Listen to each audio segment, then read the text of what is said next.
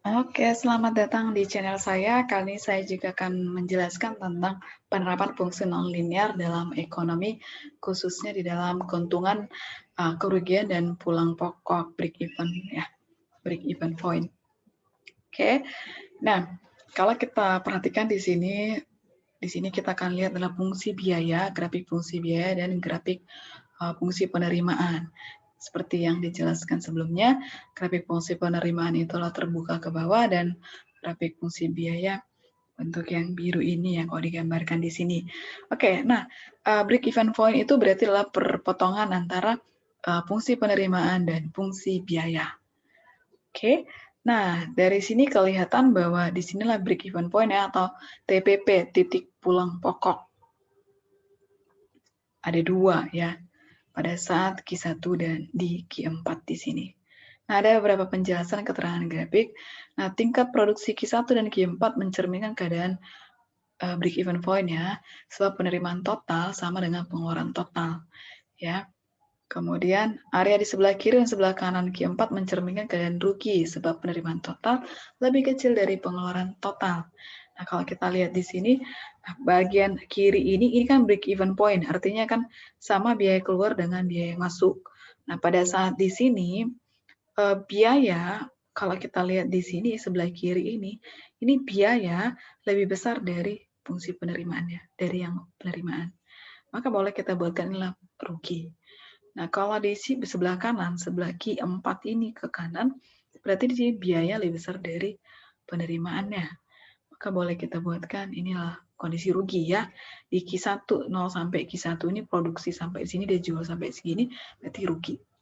Nah, yang bisa untung itu adalah pada saat mulai dari setelah antara Q1 sampai dengan Q4 ini ya, Q2, Q3.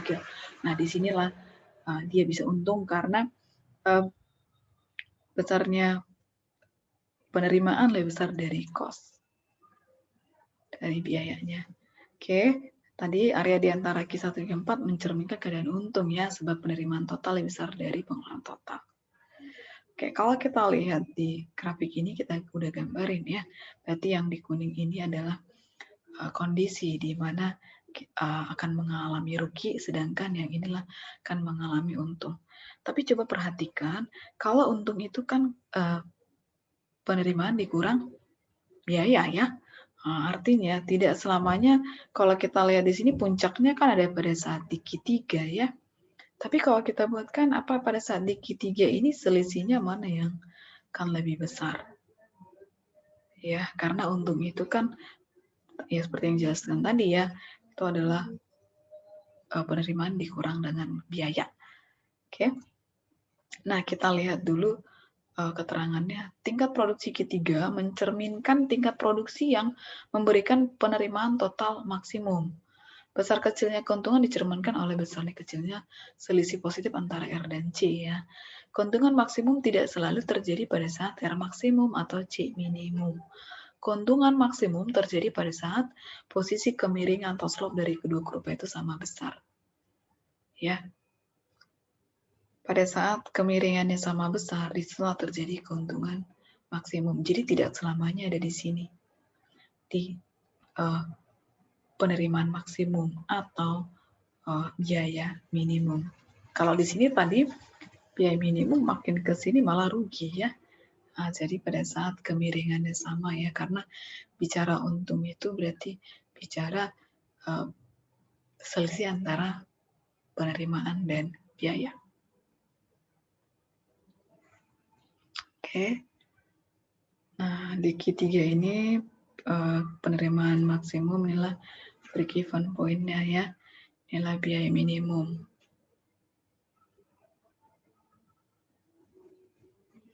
Nah, keuntungan maksimum ada di mana? Kalau ingat penerimaan maksimum. Keuntungan maksimum ada di sini nih. Malah terjadi di Q2 ya, selisihnya yang lebih besar. Oke, untung atau rugi tercermin tadi seperti yang saya jelaskan, selisih antara penerimaan total dengan pengeluaran total. P sama dengan R dikurang C. Jika P lebih besar dari 0, maka perusahaan akan untung. Oke, kalau P-nya lebih kecil dari 0, maka perusahaan akan rugi. Kalau sama dengan 0 tadi berarti dia masih break even point ya.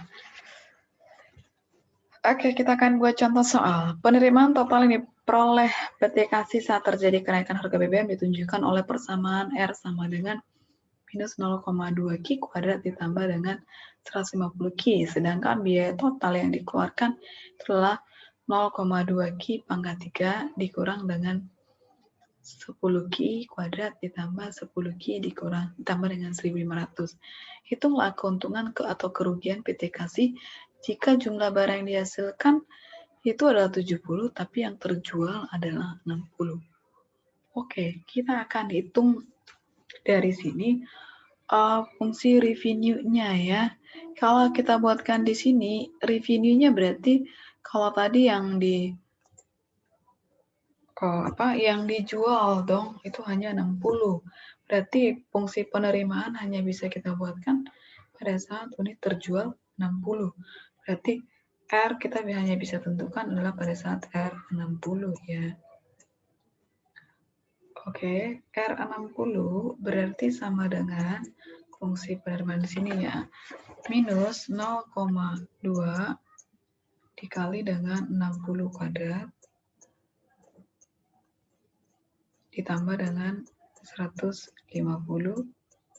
dikali 60. Nah, kalau kita kalkulatorkan 0,2 dikali dengan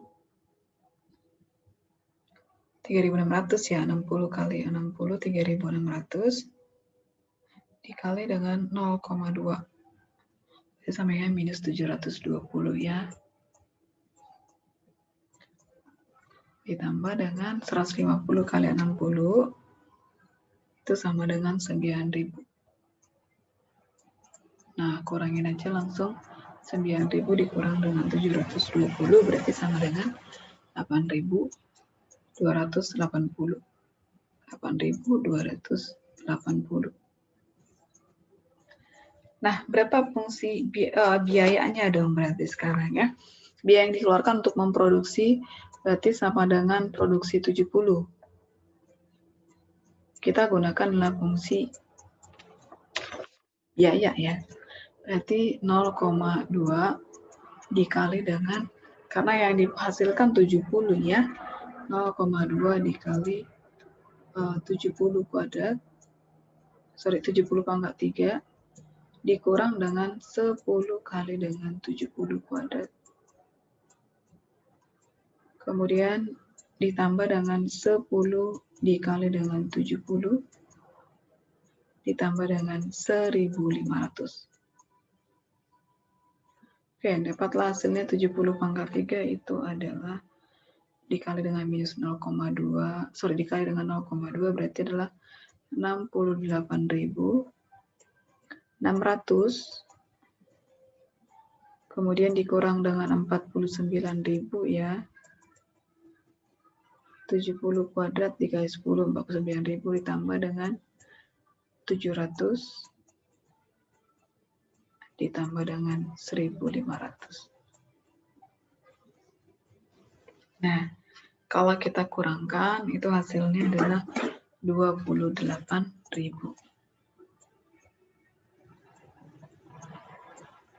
Nah, kalau di sini biayanya adalah 28.000, sedangkan penerimaannya itu hanya 8.280.